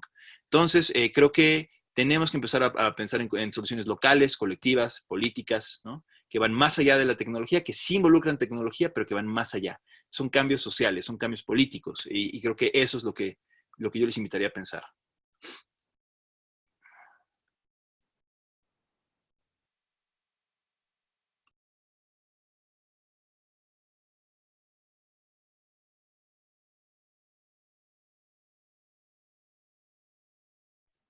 Ay, caray. Ya vi muchas preguntas. Jorge, ¿sigo o ya no? Sí, pues mira, yo me quedo aquí un buen rato sin problemas. Tú, me dices hasta cuándo quieres estar respondiendo preguntas. Por Órale. nosotros te seguimos aprovechando. Pues órale, unos minutos más, con mucho gusto.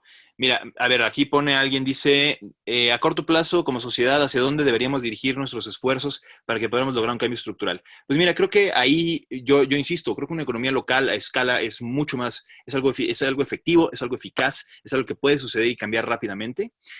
Piensen ustedes, por ejemplo, cuál es el impacto que tiene la Ciudad de México en agricultura, en energía hoy en día, ¿no? Creo que consumimos alrededor del 20% de toda la energía que se produce en el país y producimos solamente el 0.6%, o sea, no es nada. Lo mismo pasa con la producción de alimento, con la producción de la explotación de hidrocarburos. Creo que si empezáramos a cambiar los modelos de producción a nivel local, eso podría ayudar a hacer un cambio radical y además empujaría a hacer una estructura pues diferenciada. Entonces, creo que lo local es una alternativa muy interesante, es una alternativa que habla de solidaridad, de autonomía, ¿no? Y no necesariamente habla de dependencia. Entonces, creo que los invitaría a pensar en eso. Creo que por ahí hay muchos ejemplos. Por ejemplo, vean Grecia, qué pasó con las mujeres, cómo se organizaron después de la crisis de 2008. Vean Detroit, ciudad devastada, ¿no? Por el modelo del capital, que ahora se convirtió en centros urbanos solidarios, ¿no? Hay un montón de ocupas, un montón de jardines comunitarios y colectivos, economía solidaria de intercambio, economía de reparación, esta onda de reutilizar y compartir, por ejemplo, es algo muy interesante, ¿no? Algo que, por ejemplo, Uber, Airbnb, todas esas compañías pues han explotado y han privatizado de una forma. Antes teníamos una economía solidaria, teníamos modos o formas de vida solidarias y pues lo que hemos hecho en este sistema es seguir tratando vamos a ir, enclaustrarlos, de hacerlos privados, de obtener una ganancia alrededor de ellos. Creo que ese tipo de economías funciona, creo que hay que voltear a verlas y creo que es interesante hacerlo. Vean, por ejemplo, hay un manual que se llama Transition Towns en internet, ahí pueden encontrar algunos planes, unas estructuras de qué podría cambiar. ¿Qué más ponen acá? ¿Cómo ven las políticas públicas mexicanas actuales con respecto a este tema? Parece haber un retroceso en la elección de generación de energía. ¿Ustedes lo ven así también? Pues sí, sin duda, ¿no? El gobierno actual sigue hablando de explotación de hidrocarburos. En el informe de gobierno, el presidente dijo que para el siguiente, no sé si este o el siguiente año, iba a haber una adición de 50,000 barriles de petróleo en extractivo. Pues esto obviamente es un tema de retroceso. Al final, para mí, por ejemplo, seguir hablando de infraestructura dependiente de hidrocarburos, seguir hablando de explotación, pues es violencia climática. Es violencia, ¿por qué? Porque básicamente va a implicar el sufrimiento de personas alrededor del planeta en este momento y de las personas que vienen en el futuro. Entonces, creo que es momento de también empezar a decir, oye, esto pues no tiene sentido, ¿no? Igual y está el presidente, digamos, el modelo económico que está persiguiendo está hablando de dar un beneficio aquí y ahora, lo cual pues, es importante, pero no está pensando en el largo plazo, ¿no? Los hidrocarburos convencionales que nos quedan, pues no pasan de los 9 años. Estamos hablando de que se nos va a acabar el petróleo convencional, entonces vamos a tener que empezar a invertir cada vez más energía para sacar más petróleo. Y pues eso va a tener un costo muy grande como sociedad y como planeta, ¿no? Entonces, bueno, creo que ahí lo dejo. Creo que no estoy de acuerdo con quien pregunta eso. Creo que sí es un retroceso en el sentido climático y hace falta pues poner el tema de la discusión del cambio climático alrededor de la infraestructura que hay, como por ejemplo el aeropuerto, la refinería, todos estos megaproyectos van a tener un impacto, ¿sí? En términos de cambio climático y hay que contabilizarlo, ¿no? Dice, una alternativa al cambio social, económico y político no podría ser la diversificación de modelos de organización económica y política, no permitir hegemonías de ningún tipo, pues cualquier sistema hegemónico podría ser sus propios problemas colapso en el largo plazo. Sí, sin duda, creo que lo local, o como lo mencioné hace un momentito, sí, sin duda habla de cambiar esa estructura jerárquica, hegemónica e incluso patriarcal, ¿no? Que se replica y se sostiene alrededor del modelo del capitalismo. Por ejemplo, hay ecofeministas como Vandana Shiva, entre otras, que hacen mucho esta caracterización. Es imposible hablar de construir el sistema del capital sin hablar de una deconstrucción del sistema patriarcal. Son dos cosas y son dos caras de la misma moneda, ¿no? Entonces creo que tenemos que empezar a pensar en eso. Echen un ojo a eso de las Transition Towns, de verdad es una buena iniciativa. Y pues eso, o sea, en el libro de Naomi Klein, siempre lo termino recomendando, se llama Esto lo cambia todo o This Changes Everything. Ahí ella hace una mención de cómo pues este modelo de expansión de las fronteras de comodificación lo que va dejando es un impacto asociado en personas y en el ecosistema. Entonces, entre más crece esa demanda de recursos, más es el impacto social y ambiental, ¿no? Piensen, por ejemplo, es el ejemplo que siempre uso, es el fracking o las arenas bituminosas en Canadá, ¿no? Hace hace 10 años era completamente inviable hablar de extraer esto porque era muy caro, es decir, la energía que invertíamos para sacar ese tipo de recursos, pues era mucha, es muy costoso y no valía la pena, nos salía más caro el caldo que las albóndigas, ¿no? Por el otro lado, mientras más creció la demanda de hidrocarburos a nivel global, de repente se volvió viable, se volvió tuvo sentido. ¿Por qué? Porque la demanda seguía creciendo, había un mercado, entonces a mí como inversionista, ¿no? Me convenía invertir en este tipo de energía porque sigo fomentando esa inversión. Entonces piensen cada vez que el gobierno anuncia una aprobación de una nueva carretera o que las compañías de coches hacen un modelo nuevo de 8 cilindros que buscan vender para su nuevo automóvil, pues eso lo que está haciendo es, están siguiendo una indicación del sistema del mercado, es decir, le estamos diciendo, hay suficiente, órale, continúa sacando hidrocarburos, continúa sacando demás cosas, ¿no? Entonces, creo que el tema es un poco, tenemos que empezar a hablar de ese cambio estructural, de ese modelo, en donde seguir extrayendo va a seguir creando más impactos a nivel local, es decir, en las comunidades, en esas fronteras donde se manifiesta la extracción, y está haciendo un consumo que está sucediendo en las grandes ciudades, ¿no? Entonces creo que ese impacto pues también es una cuestión compleja, ¿no? Bueno, perdón, ya no me quiero extender mucho. Aquí veo otra que ponen, yo me encuentro en una paradoja, la responsabilidad de la crisis ambiental climática cae sobre las clases dominantes, sin embargo, las más vulnerables son las clases oprimidas. Esto deja un panorama muy desfavorable, pues por supuesto. O sea, al final, quienes tienen que reducir emisiones, así si lo vemos en términos muy pragmáticos, Estados Unidos, es China, que ahora es el gran emisor, y pues no parecen, en Estados Unidos no hay incluso escepticismo de que existe el cambio climático, ¿no? Entonces creo que eso es cierto. Creo que lo que tenemos que empezar a pensar como sociedades que no somos altamente consumidoras es empezar a encontrar formas en las que seamos más resilientes, es decir, que tenemos la capacidad de resistir los cambios estructurales alrededor del clima. Y, por ejemplo, hay unas publicaciones que hablan de cómo, por ejemplo, modelos como el patrimonio bicultural, el mantener ciertas especies, el nutrir estos conocimientos tradicionales, puede ser una gran forma de adaptarnos o adecuarnos mejor a estos cambios climáticos que van a suceder. Tal vez ya para no quedarme mucho, porque ya también en breve las tengo que dejar, pero haría nada más una última observación, porque a mí luego cuando me tocaba dar clases, de repente alguien me decía, oye, ¿y cómo le haces para estar feliz, ¿no? ¿Cómo le haces para estar contento en una situación tan complicada y tan apabullante? Y mi respuesta es, pues, si lo vemos desde un punto de vista histórico, ningún cambio climático le favorece a las clases dominantes, ¿no? Cada vez que pasa una estructura del cambio climático, no cambio climático como lo conocemos ahora, pero un cambio en el sistema del clima, hay un cambio en la estructura de la sociedad. Entonces, creo que estamos en un momento muy, muy esperanzador, no optimista, pero sí esperanzador, en el sentido de que si logramos organizarnos de una forma distinta, encontraremos una forma pues de limitar el incremento de la temperatura. No tampoco les voy a decir que no se va a incrementar, sin duda ya se está incrementando por cómo se manifiesta el calentamiento del proceso de la Tierra, pero creo que tendremos la capacidad de organizarnos para, uno, limitarlo, y dos, adaptarnos y adecuarnos mejor a esa estructura. Entonces, mi sugerencia es empecemos a pensar en esas alternativas. Esas alternativas, por desgracia para nosotros, no han sido escritas.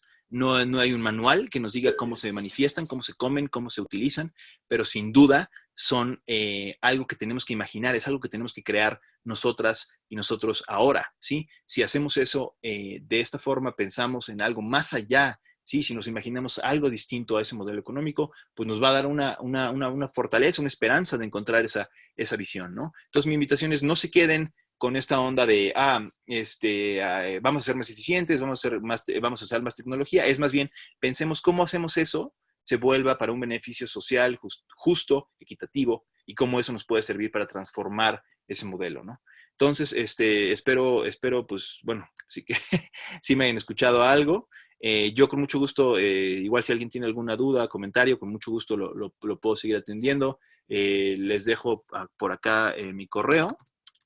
En caso de que tengan alguna otra cosa o si quieren seguir conversando o lo que sea. Igual, pues mi intención es seguir apoyando el movimiento, ¿no? Así que cualquier cosa estoy ahí al pendiente. Y ahora sí, discúlpenme porque ya me tengo que ir, pero les agradezco muchísimo a todas y todas. Y Jorge, pues muchas gracias por la invitación. No, muchísimas gracias a ti por participar, por estar aquí un rato platicando con nosotros, respondiendo las preguntas, dudas. Y la invitación en general sigue abierta a siguientes seminarios, a siguientes participaciones que se puedan dar. Así que seguimos en contacto para seguir creando conciencia y compartiendo la información. Órale. Sí, buenísimo. Y muchas gracias, de verdad. No, no, al contrario. Vale. Buenas noches. Bueno, cuídate. Eh, me quedé,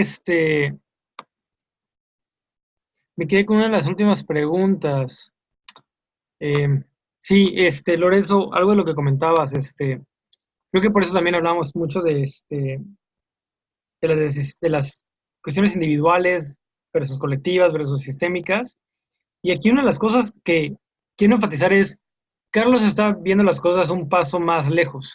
Eh, o sea, está diciendo, incluso si se hacen todos estos cambios, incluso esas cuestiones de tecnología, incluso ciertas cuestiones de política pública, no son suficientes. Y lo que yo quiero que todos veamos y que quede muy claro, y les puedo pasar el reporte del INEC incluso, es todo lo que presenté son soluciones conocidas a problemas graves, serios y también digamos, casi universales prácticamente. El problema de desarrollo urbano es un problema universal prácticamente. El problema de equidad de género es casi en todo el planeta. Y a pesar de saber las soluciones, no se están implementando. A pesar de que el INEC nos dice las contribuciones nacionales determinadas son económicamente viables, no se están haciendo. Entonces, tenemos que ver más allá o sea, no solo el sistema económico que nos está fallando entonces, porque si se estuviera rigiendo bajo la lógica del sistema económico actual, que podemos hablar por horas de por qué tiene sus limitaciones o dónde está fallando y cómo se puede corregir o qué otros nuevos modelos podemos tener. Independientemente de eso, incluso dentro de la lógica del sistema actual, se están tomando decisiones que sabemos y conocemos que son equivocadas. ¿A qué me refiero? Apostar por una carboeléctrica, apostar por una refinería, que si lo vemos desde un análisis económico, olvidándonos del medio ambiente, olvidándonos de la crisis climática, olvidándonos de las desigualdades sociales, solo desde la perspectiva económica, no es rentable. Y de hecho lo que están haciendo muchas de estas empresas y muchos de los países que siguen haciendo ese tipo de inversiones, están básicamente apostando a que no vamos a hacer lo suficiente para combatir la crisis climática y que no vamos a poder lograrlo. Esa es la apuesta que están haciendo, porque de lo contrario, esas inversiones no tienen sentido alguno, pero por ningún lado. Entonces es agravante ver eso. Entonces, insisto, yo hablé de los sistemas de transporte energético y alimentario que tienen soluciones conocidas, que tienen soluciones económicamente viables y que aún así no las estamos haciendo. Entonces, lo que creo que Carlos y yo queremos, a lo que queremos llegar de diferentes formas es, entonces, ¿qué está pasando? Entonces, si es viable, ¿por qué no se está haciendo? Si es sostenible, si es amigable con el medio ambiente, si resuelve una problemática, ¿qué está evitando que se tomen esas decisiones? Eh, y si además nada de esto es suficiente todavía, ¿qué sigue? O ¿cuál es el problema entonces? ¿Qué nos está deteniendo para ser suficiente? Y deja mucho tal vez a la reflexión.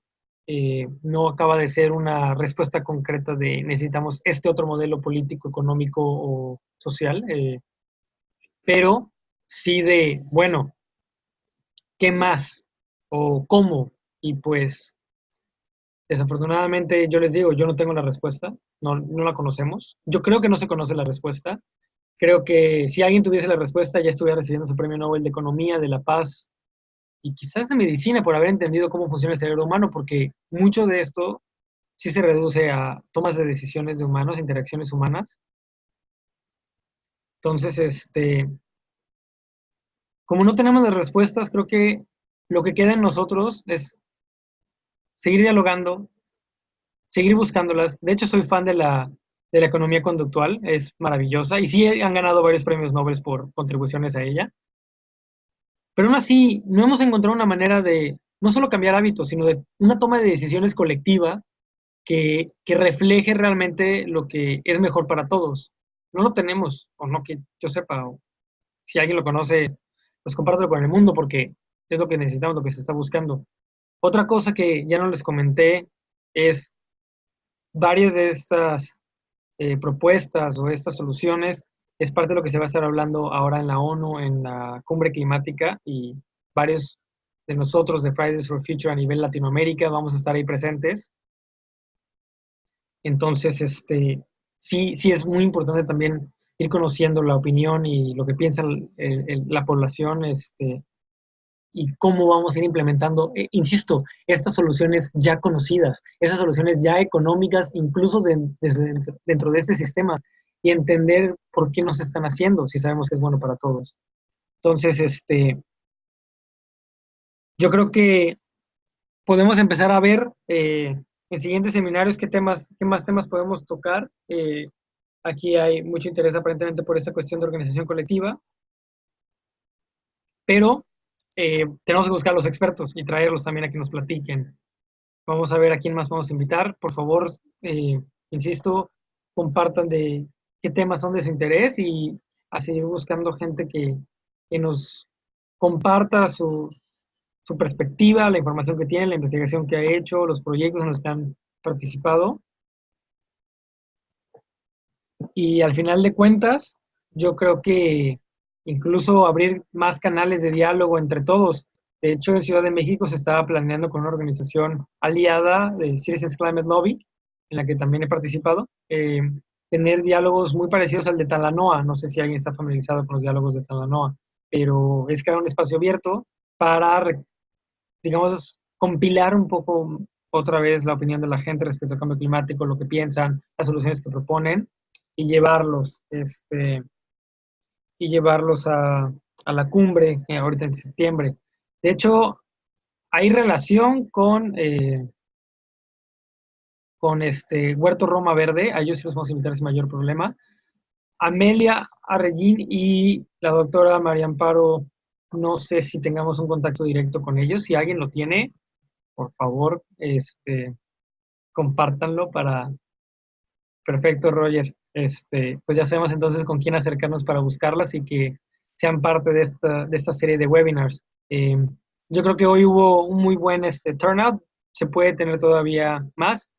Les comparto que hubo hasta, creo que 80, 90 registros el día de hoy. Llegamos a tener más de 40 y tantas personas. Así que me gustaría ver todavía más participación. Y la doctora Julia Carabias, de hecho, no, nos estaba buscando a Fridays for Future y no sé en qué acabó ese contacto, pero ella estaba muy interesada en platicar con nosotros, así que ella sería fácil invitarla probablemente. Pero bueno, yo creo que ya después de 2 horas todos van a estar un poquito cansados de escucharme a mí, a Carlos, de estar leyendo en el chat, pero muchísimas gracias de verdad por su tiempo, por su atención. Eh, Vamos a tratar de seguir manteniendo estos webinars, no solo previo eh, a las manifestaciones del 20 al 26 de septiembre, sino que es algo continuo, crear red, crear comunidad entre todos para buscar esas soluciones y buscar esas formas de organizarnos o buscar esos nuevos sistemas que necesitamos para, para acercarnos, insisto. No sé si sigan viendo la imagen, pero estamos tan risiblemente lejos de donde debemos de estar y a lo que debemos de apuntar, que es un llamado muy fuerte a tenemos que repensar lo que hacemos y tenemos que repensar las cosas, replantearnos muchas cuestiones. Entonces, otra vez, muchas gracias y espero pronto tener otro webinar con todos ustedes y Carlos u otros expertos que quieran sumarse y compartir.